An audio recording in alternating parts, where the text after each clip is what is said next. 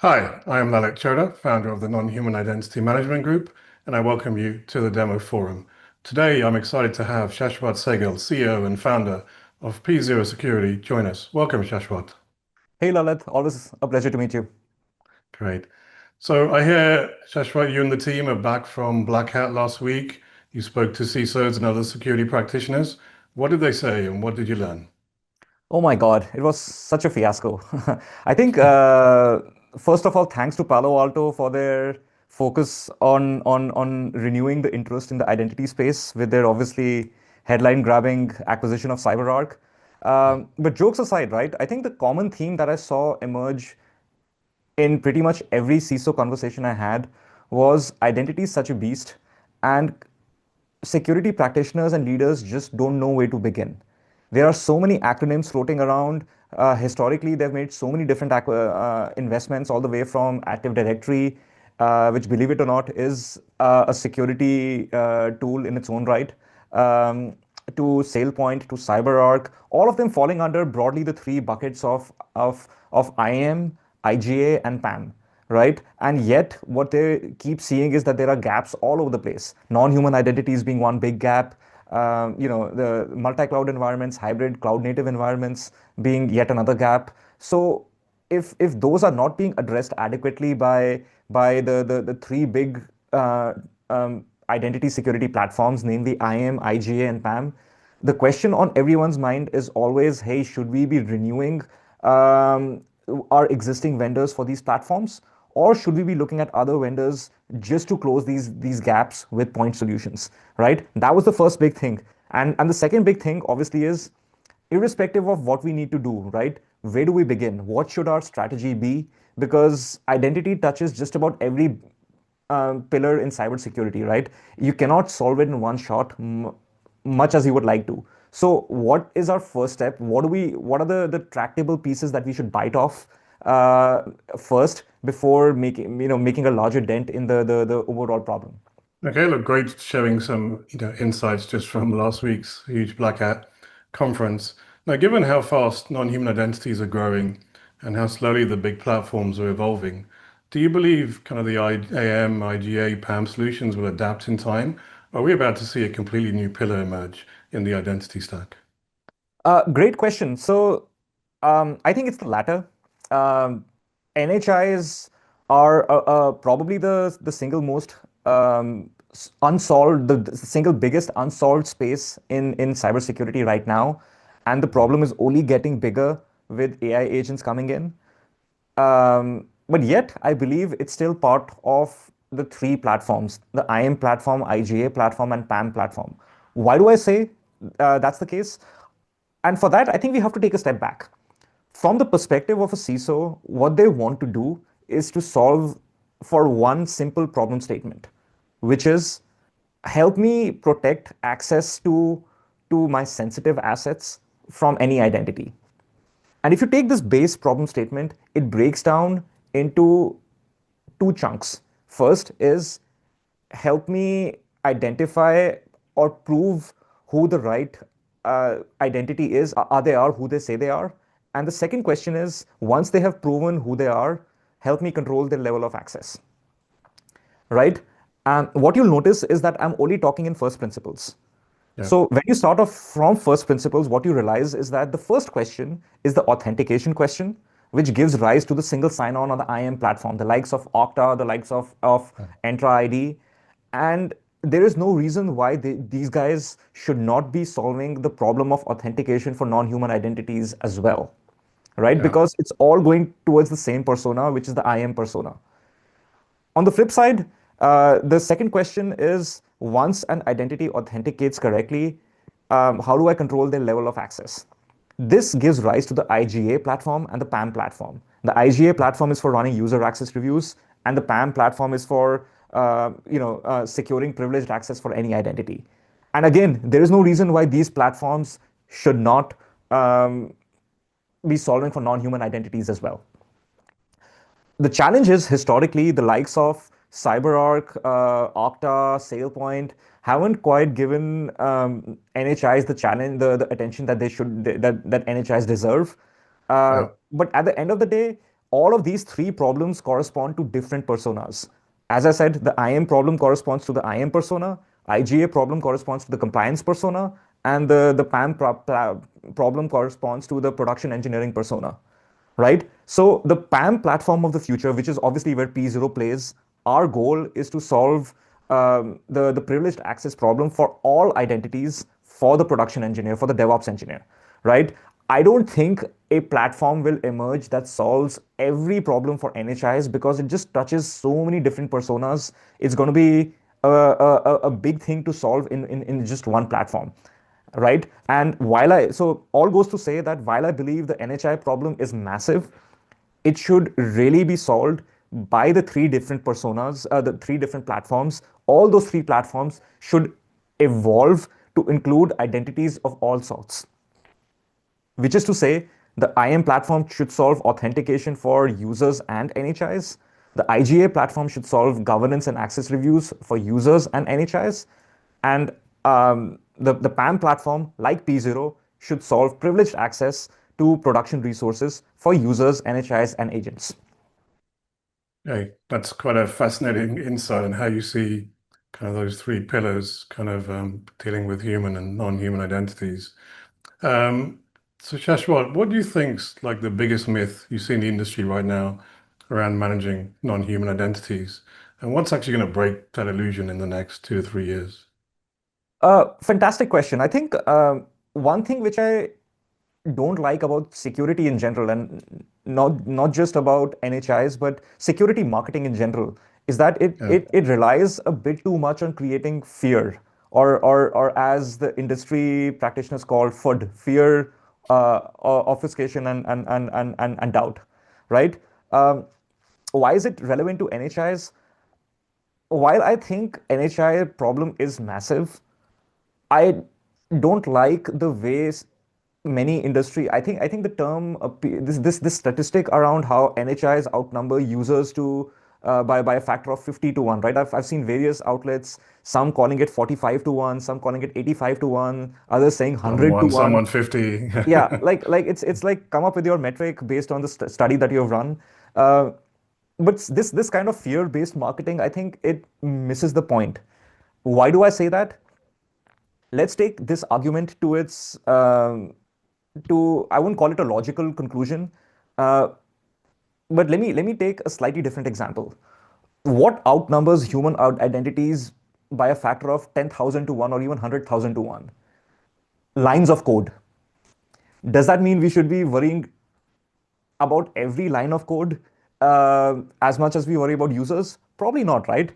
Um, Again, I'm making a bit of an absurd argument, but the point I'm trying to make is that creating this marketing myth that just because something is very large in number doesn't necessarily make it scary or dangerous. Instead, what we should be talking about is the explosion in access paths to sensitive assets, because that is what truly matters. If you're a CISO, you don't get out of your bed uh, at night worrying about how many lines of code exist or worrying about how many non-human identities exist, right? What you worry about is, at the end of the day, are there sensitive assets and are there access paths to those sensitive assets that you haven't thought about, right? So framing this problem in terms of how there's an explosion of access paths from identities of all sorts to your crown jewels, right? It could be your production applications, it could be your customer data, it could be your customer tenants,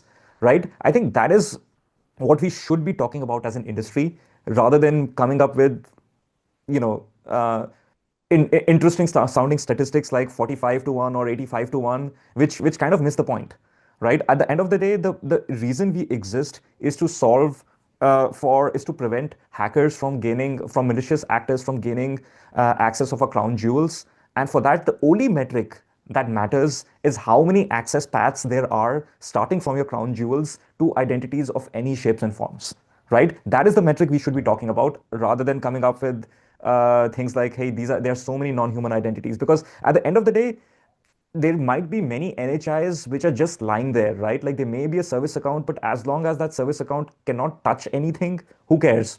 right? At the end of the day, you should really be concerned about service accounts, IAM roles, principals, API tokens, etc., that can actually reach sensitive assets. Yeah, look, I fully agree with you, Shashwat. Look, it's all about risk, right? Not necessarily the number. And you have to take a risk-based approach going after your most riskiest assets and your most riskiest NHIs. So look, I do agree to some extent the size problem kind of, is creating fear, but naturally the numbers do outweigh humans significantly. So from a remediation risk standpoint, you're still dealing with a lot more risk to remediate. And then I guess generally the controls around NHIs historically have been very weak, right? And so that's really what we need to focus on. Okay, look, yeah, again, look, great thoughts. Look, if you had to place a bet, do you think NHIs will be ultimately governed in the same system as human identities? Or do you think we'll have to build entirely new architecture from the ground up to Yeah. manage kind of non-human machine identities? I'll die on the hill, which is that there'll be three platforms in identity security, the IAM platform, the IGA platform, and the PAM platform. And all of them will eventually have to solve for identities of all stripes, users, agentic, or NHIs. Okay. So you touched on something there about all identities, and that sort of leads on nicely to a topic that's really hot at the moment. We hear a lot about sort of identity fabrics and data fabrics in the industry. Like, where do you think non-human identities fit into that vision, and how does P0 position itself in that future model? Like, what does an identity fabric layer consist of, and how is P0 addressing that kind of Yeah, strategic absolutely. kind of Great, direction? great question. So I think all of these concepts, around NHIs, around identity fabric, around ISPM, around CIEM, all of these have come up in the last few years. Mm. And at their core, they've come up because customers have found that identity is the ultimate attack vector. It's the ultimate big rock, holy grail in cybersecurity. And the three core platforms, the IGA platform, PAM platform, and IM platform, they haven't kept up with the amount of threats that have been thrown their way from various different pieces of the identity stack, right? So Yeah, when something like that happens, obviously this gives a big opportunity for startups to come up and start going up against the incumbent vendors. Um, but in the beginning, most of the startups or most of the gaps are being addressed. They are small to begin with, and they keep growing bigger and bigger and bigger over time until they subsume one of the big rocks, right? Again, those three big rocks being the IM, IG, and PAM big rock. mm, And this is where I believe all of these uh, things entered. This notion of an identity fabric entered. 20 years ago, people didn't really used to talk about identity fabric, right? And the IM, IGA, and PAM platforms existed more or less in isolation, in distinct silos. yeah, And once people started noticing that, hey, there are gaps within identity that ideally these three platforms should be addressing, but they are not, the logical next step is, okay, show us the gaps, right? In other words, visibility is always the first step in solving a problem. You cannot solve a problem if you don't know what the problem is or what it looks like, right? And this leads to gaps like ISPM or CIEM or NHIM. It's just mm, solving a new gap, and once there is adequate visibility of the gap, my bet is that they will get absorbed into one of the three larger platforms. In other words, the yeah, three larger platforms will evolve to include some of these use cases.